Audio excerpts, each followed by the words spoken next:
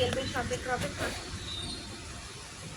Topic మీకు నచ్చినట్లయితే like చేయండి, షేర్ చేయండి, సబ్స్క్రైబ్ చేసుకోండి, పక్కన ఉన్న బెల్ ఐకాన్ క్లిక్ చేసి చిన్న లైక్ ఇచ్చేసేది. టాపిక్లోకి వెళ్ళిపోదు. ఒక మిడిల్ క్లాస్ ఫ్యామిలీలో జరిగిన టాపిక్స్. ఓకేనా ఫ్రెండ్స్? ఓన్లీ మిడిల్ జరిగిన టాపిక్స్ నేను నిజంగా చెప్తున్నాను. రియల్గా జరిగిన విషయాలు నేను ఇంకొకరికి కనుక్కొని అది నిజమా అబద్ధం అని తెలుసుకున్నాకనే టాపిక్స్ పెడుతున్నాను.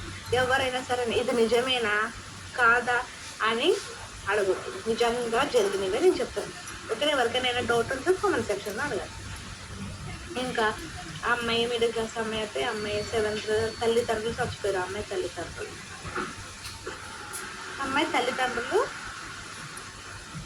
తల్లిదండ్రులు చనిపోయారు. చనిపోతే అమ్మాయి 6th ఉన్నప్పుడు తల్లిదండ్రులు ఎవరికైనా నష్టం వచ్చి చనిపోయారు.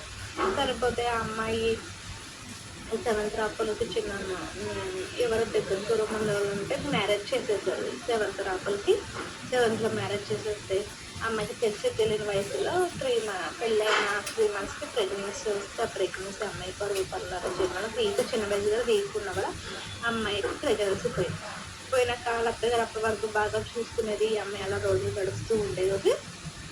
అమ్మాయి పెళ్ళైన 2 సంవత్సరాల వరకు ప్రెగ్నెన్సీ రాలేదు. వాళ్ళ అత్త ఇంకా చెప్పలేని టార్చర్ చూపించేదంట, కొట్టేదంట, నువ్వు కొట్టురాలు అనేదంట. ఇంకా వచ్చేసి పిల్లలు పుట్టరు, నా కొడుకుని వదిలేకపోయి పెళ్లి చేస్తాను అనేదంట.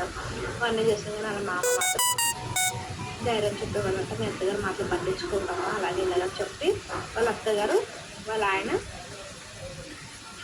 ఆయన ధైర్యం చెప్పారు. వాళ్ళ మామ వాళ్ళు ధైర్యం చెప్పేవారంట. అలా చెప్తూ ఉండగా ఆ అమ్మాయికి కొన్ని రోజులు అయ్యాక అలాగా 2 years పోయి 3 years అయ్యి నేర్చని వచ్చినప్పుడు మంత్లు వచ్చినప్పుడు అంటే ఊళ్ళో సైడ్ బయట కూర్చోబెడుతూ ఉంటారు. ఇట్లా మంత్ వచ్చినప్పుడు బట్టలు వేయమంటే ఎప్పుడు ఇదే పండగ, ఇంకే పండుగ లేదు, గుండ్రాలు నువ్వు అలాగే ఇలాగా రోజు పొద్దున్న చూసి తిట్టేదారు. ఎవరైనా ఎక్కడికైనా వెళ్ళేటప్పుడు ఎదురు వచ్చినా సరే కానీ గొడ్డు మొహం వేసుకుని ఎదురు వచ్చావని తిరుగుతారు. అమ్మాయి బాగా ఏడ్చారు. నాన్న అమ్మ తల్లిదండ్రులు చెప్పుకునే నాకు లేదు, ఎవరు లేరు, నాకు తోడుకుంటున్నా లేరు అని అమ్మాయి ఏడ్చారు. ఎడుస్తే వాళ్ళ ఆయన బాగా చూసుకున్నాక అలాగే ఉండగా అమ్మాయికి 4 years మ్యారేజ్ అయిపోయి 4 years అవుతారా ప్రెగ్నెన్సీ రాకపోతే హాస్పిటల్కి తీసుకెళ్ళమన్నారు. తీసుకెళ్ళి డబ్బులు ఎందుకు ఖర్చు, నువ్వు చచ్చిపోతే నేను ఇంకో పెళ్లి చేస్తున్నా కొడుకుకి అలాగే వాళ్ళ అత్త కష్టాలు పెడుతూ ఉంటే ఈ అమ్మాయి పూజలు చేసుకుని ఇవన్నీ చేస్తుంటే వాళ్ళ ఆయన చెప్పి ఏడుస్తుంటే వాళ్ళ ఆయన మీ అమ్మ ఇలా ఉంటుంది ఇలా చేయాలంటే వాళ్ళ ఆయన తెలియకుండా హాస్పిటల్ తీసుకెళ్తే ఈ అమ్మాయికి ప్రెగ్నెన్సీ వచ్చే అవకాశం ఉంది.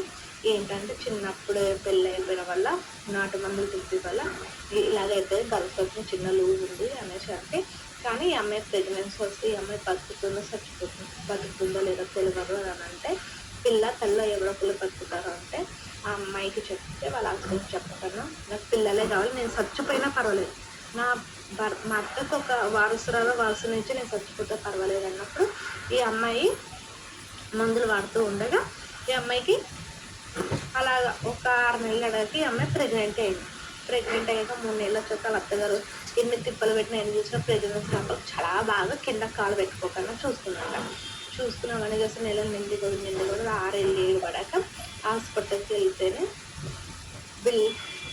పిల్ల కండిషన్ బాగానే ఉంది, తల్లి కండిషన్ బాగాలేదు, మందులు వాడాలంటే వాళ్ళ అత్త ఎట్లా కొంచెం తీసుకొట్టుతామని చేస్తుంటే ఆమె హెల్త్ పాడైపోతుందంట. తర్వాత అలా నార్మల్గా ఎంత ట్రై చేసినా కానీ కాలేకపోతే అమ్మాయి నార్మల్ ట్రై చేస్తుంటే అవ్వకపోతే వాళ్ళు ఆపరేషన్ చేయాలంటే ఆపరేషన్ చేసి ఎవరైతే మందులు వాడారో ప్రైవేట్ హాస్పిటల్లో ఆమెకి సిజరింగ్ చేసి పిల్లల్ని బయటకు తీసారంటే ఈ అమ్మాయి చాలా సీరియస్ కండిషన్లో ఉన్నట. అమ్మాయి పుట్టాక ఆపరేషన్ చేసేటప్పుడు బతుకుతే తల్లి బతుకుతుంది, బిడ్డ ఒకటే బతుకుతుంది. నేను ముందే చెప్పాను, పిల్లగా పుడితే నేను ప్రాణానికి గండం అని చెప్పిన కానీ నేను కోడలు ఎందుకని నాకు మా అత్తగారికి వారసురాల్లో వారసుని ఇచ్చాక నేను చచ్చిపోయినా పర్వాలేదు, గొడ్రాలనే నిండా నా నుంచి పోవాలని చెప్పింది నీ కోడలు అనేసి అంటేనే నిజంగానే ఆ డాక్టర్ అన్నారంటే పిల్లలు పుట్టవలసింది దేవుడి తల్లిదండ్రుల చేతులు ఉండదని ఎన్నో మందులు ఇవన్నీ వచ్చాక ఏ లోకంలో ఉంది మీరు అలాగే ఇలాగన్నారని అత్తగారిని తిట్టినంటే అత్తగారు ఎంత బాధపడితే ఏమొస్తుంది, ఎంత దెబ్బన కొలిచి పెడతాం అనుకోలకి. తర్వాత అమ్మాయి డెలివరీ అయిపోయినాక తర్వాత ఆ దేవుడు అదృష్టం బదులు ఆ అమ్మాయి బతికి బయటపడి ఆ పిల్లని బాగా చూసుకున్నట్ట. పిల్లలు అన్నది దేవుడు ఇవ్వాలి, లేకపోతే కొన్ని ప్రాబ్లమ్స్ వల్ల పిల్లలు పుట్టుకొని ఉంటారు. అంతేగాని ఆ అమ్మాయికి ఒకేలా అమ్మాయి డెలివరీ అయిపోయినాక తర్వాత ఆ దేవుడు అదృష్టం బదులు ఆ అమ్మాయి బతికి బయటపడి ఆ పిల్లని బాగా చూసుకున్నట్ట. పిల్లలు అన్నది దేవుడు ఇవ్వాలి, లేకపోతే కొన్ని ప్రాబ్లమ్స్ వల్ల పిల్లలు పుట్టుకొని ఉంటారు. అంతేగాని ఆ అమ్మాయికి ఒకేలా ఇంకా తెగించే పిల్లని కనాలంటే ఏ ఆడదన్నా సరే కానీ బిడ్డను కనాలని అనుకుంటారు, కానీ పిల్లలు వద్దని ఏ ఆడతారు ఎంత కసే ఆడపిల్లని అనుకోరు. అందుకని అమ్మాయి వాళ్ళ అత్తగారు అన్న మాట